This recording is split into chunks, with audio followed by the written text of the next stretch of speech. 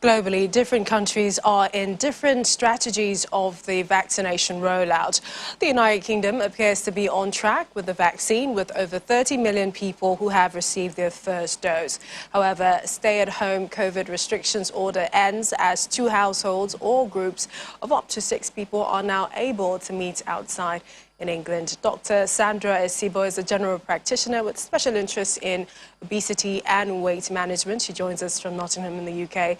Thank you for joining us on the programme. Thank you for having me. All right, I want to begin with lockdown that's slowly easing. How do you feel about it, and especially others around you? I feel ecstatic, I'm grateful, and I'm also hopeful for the future. But as a practitioner, medical practitioner, aren't you worried still that, the positivity rate is still there, infections are still spreading? There are still infections, but as we know, the vaccination program is on track, and we've seen significant reduction in number of cases. I mean, it's reduced by 10 times since the peak in January. We've also seen reduction in hospitalizations, and that's people being admitted on a daily basis, and also the total number of people in the hospital has reduced. And we've also seen a fall in the number of deaths. I mean, the death rate compared to January is almost 20 times less. So that's just amazing. Like I said, I'm ecstatic. It's good to know that we're making progress. And as you know, the UK is obviously leading compared to Europe in terms of the vaccination. Indeed. So essentially you would say that the worst is over and the government has managed to avoid a third or even fourth wave. Yes, I would say that with a lot of positivity. But as we know, the UK government is still urging people to act responsibly. So we're still having to adhere to public health measures and following the guidelines as they've told us to at this point, mixing with just 2 households or in a bubble of 6.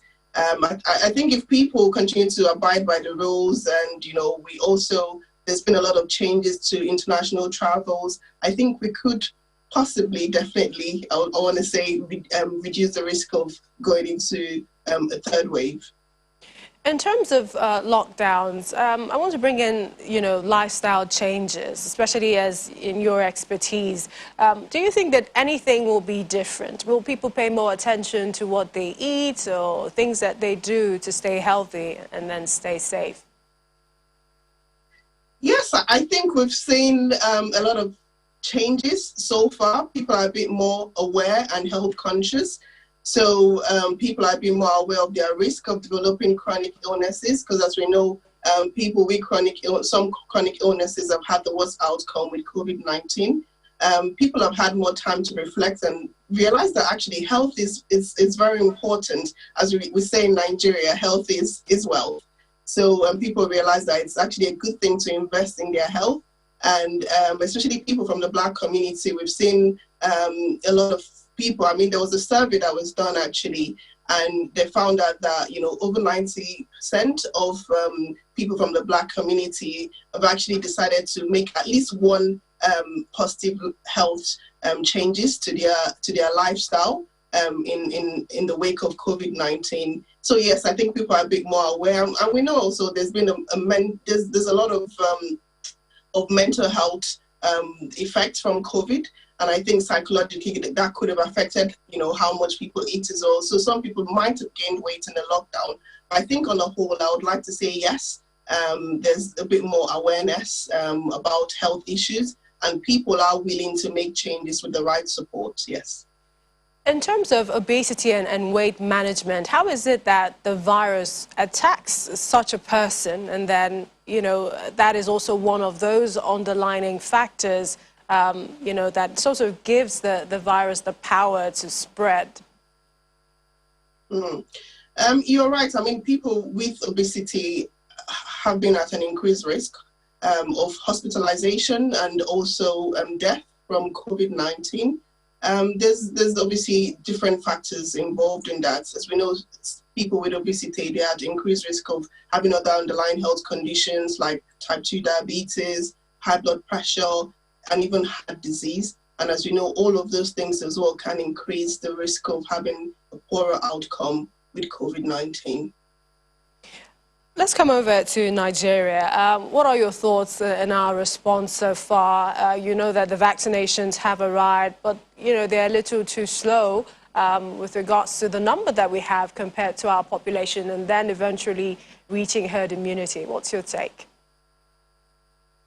Firstly, I want to commend the Nigerian public. I think I could see that some people are really working hard, you know, to get everyone vaccinated. I do agree that the number of vaccinations currently in Nigeria is definitely not enough to cover the population. But from what I understand, they're trying to source out more vaccines. I think the government is trying to do that. But I think what I'd want to point out is that, you know, there's been concern about the distribution of the vaccines.